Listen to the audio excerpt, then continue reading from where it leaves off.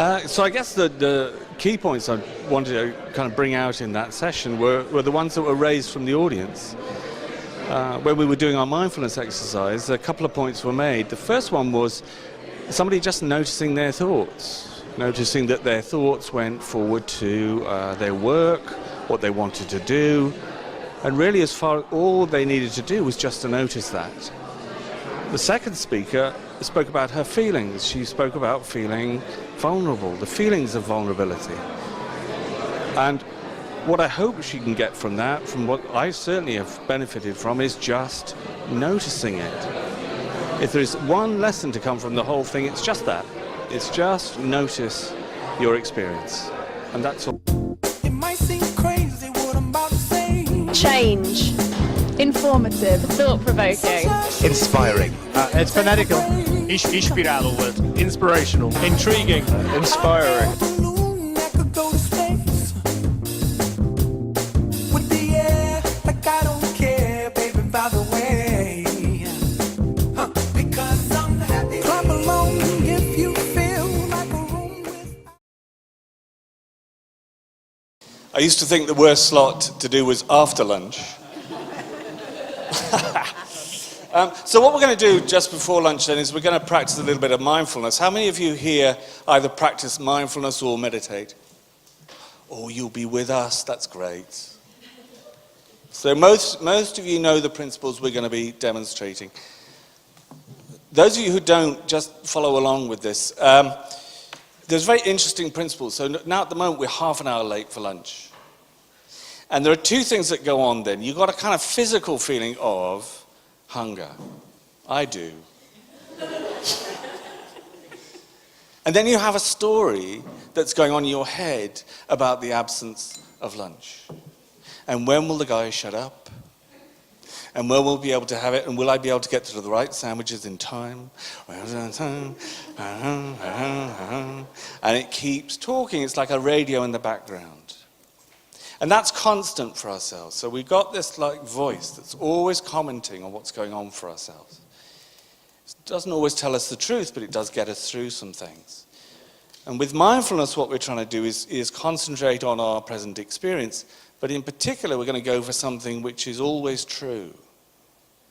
And what is always true is our physical experience. So actually, despite what my mind is telling me, I can survive without lunch. But my physical experience, the actual feeling of hunger, which you might be able to locate at the moment with me, that's true. Whatever the sensation is true. This week on the TV, they are celebrating or commemorating, what's the right word for David Attenborough? David Attenborough. And the way they teach mindfulness at school is they call it David Attenborough Mind. So David Attenborough goes into a jungle, and what does he do? Anyone? You can shout out, the thing isn't going to fly. What was that? Observes, right. What else does he do? What's that famous clip that everyone thinks of when they think of David Attenborough? What does he do? What's that? What did you say? He bothers gorillas. He has a little T-shirt. In fact, he sits in the middle of them with a hand going, oh, well, it's a hand, or claw going over the top going, and if you notice, their mother is just about to reach them. No matter what is happening, if it's a lovely butterfly, or if it's a snake, or if it's an orangutan, he just notices. He just notices his experience. He doesn't interfere with it. He doesn't try and kill the snakes and find the ice cream. He just notices. So when we do this exercise, all I need you to do is to get David Attenborough mind and just notice your experience. That's all you have to do. And as soon as you do that, you got it right. You don't have to empty your mind. You just have to notice. So I'm going to sit during this. This is a great thing about being a mindfulness teacher. You get to sit a lot. And you can either join me while we do this exercise, or you can just think about other things. It's absolutely up to you whether you join in or not. While I'm doing it, I'm going to shut my eyes. Again, you don't have to shut your eyes. You can have your eyes open and perhaps just fix them on the table in front of you.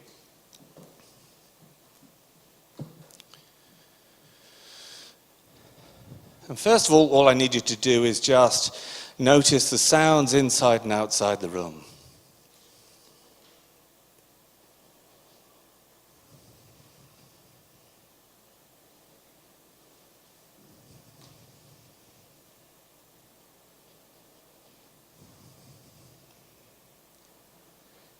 And feel the weight of your body in the chair and your feet on the floor.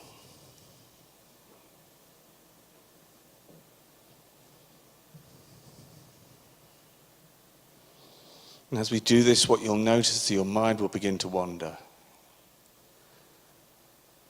And the reason it does that is because that's what minds do. And as soon as you notice that your mind has wandered, just notice where it's gone. And then when you're ready, just bring yourself back to wherever we are at that point. So this time getting a sense of the overall body sensations in your body. What are you aware of?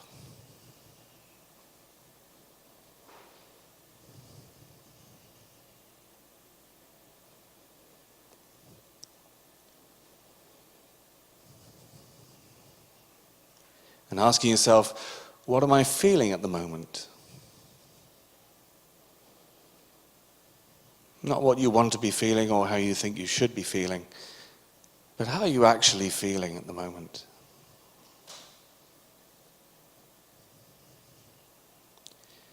And if you want to, you can give that a name.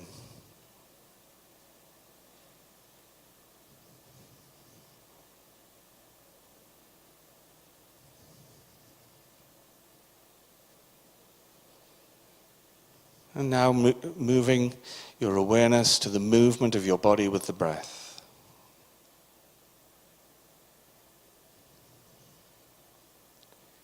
So whether that's in the belly or the chest, just noticing that your body is now breathing.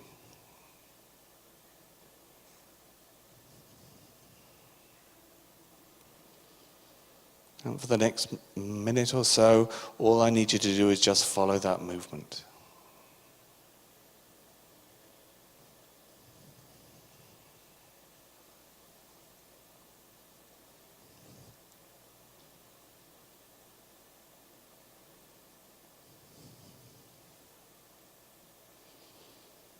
If your mind begins to wander, just notice where it's gone.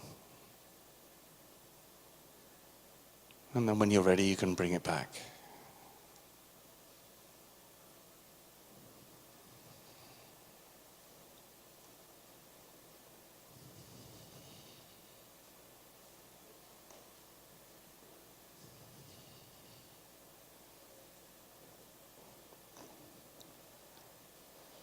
Now broadening out your awareness again to the whole of the body. All the physical sensations you're aware of. Nothing needs to have changed.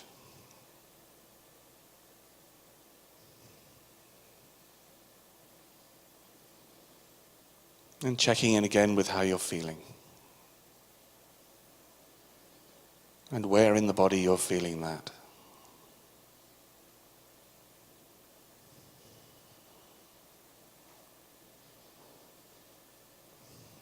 And feeling the weight of your body on the chair and your feet on the floor.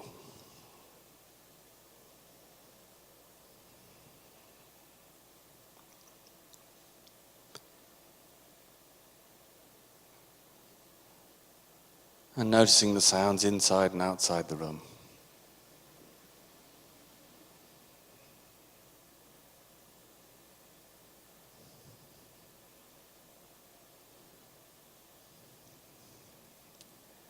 And then when you're ready, you can open your eyes.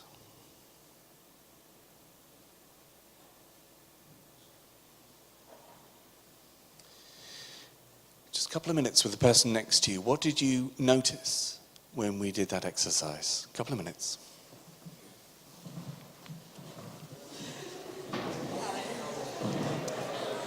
Hey, have we got the square microphone? Great. Anybody, what did you notice in doing that exercise? Over here. Thank you. So we were just talking about how our minds are wandering a lot to a lot of different subjects. Great. I think one of the things I noticed was that it was more, or we both found it was more task-based. So what things do we have coming up? What do we need to get done? Good.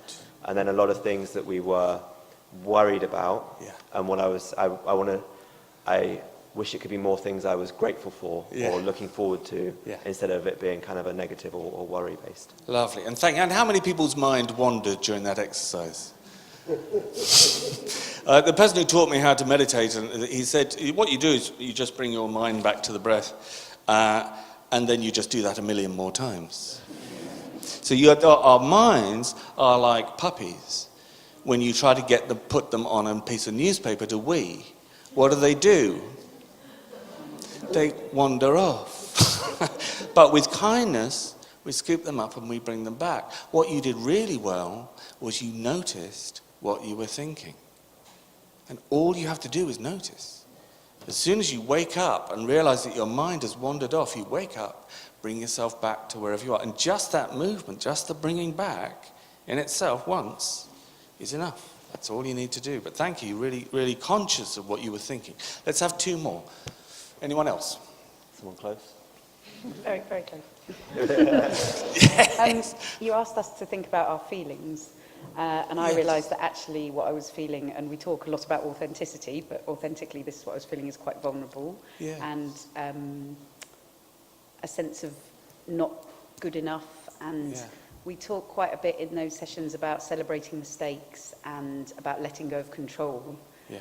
And for me, the things that stop me from doing that are often those inner things. And so sometimes I've found that when I notice it and watch that, that's been quite helpful. But it's not something that is easy to talk about, even in a room where we're talking about authenticity, because actually they're quite right underneath everything. And I feel vulnerable even saying it, so now. No, absolutely. Well, first of all, thank you for saying that, because I don't think you're the only person in the room who will be feeling that at various different times. We all have feelings which I think we find difficult and wouldn't necessarily want to talk about. And the very fact that you're noticing it is that you're doing the right thing. Again, something I've always found really helpful for me in terms of mindfulness is this: feelings want to be felt. So rather than try and fix the feeling, say anger, vulnerability, worry, we notice. If you have a friend and you're talking about something that's really difficult for yourself, what do you want from the friend? Don't you want to be heard? And if the friend tries to fix you, how do you feel? A bit frustrated, For me, no. What we want to do is listen. Really listen, that's what you were doing. So all you have to do with mindfulness is notice. Notice the physical science of it and be with it. Just stay with it. It will change. Let's have one more. Let's have one. Thank you very much for that. Yes, one here. I felt a bit relaxed. So I've turned 40. I'm worried about my wrinkles. I'm spending a lot of money on my skin. But when I was meditating, I genuinely felt my muscles relax. Okay, so great. Especially my face. Probably I've paid too much attention on it lately. Again, but when you said to name the feeling, I was trying very hard to come up with something clever in my head. I didn't, and I just thought to myself that I think it's okay not to feel anything sometimes. Yeah, it's okay not to be overly happy or overly sad or cross, or it's okay just to be. Yeah. And that's what I felt. It was just to be. Great.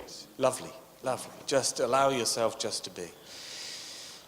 This is a very quick introduction to what is quite a large subject. I've been studying for about 10 years and I'm still learning what mindfulness is. So I could say just notice, but just to finish a story.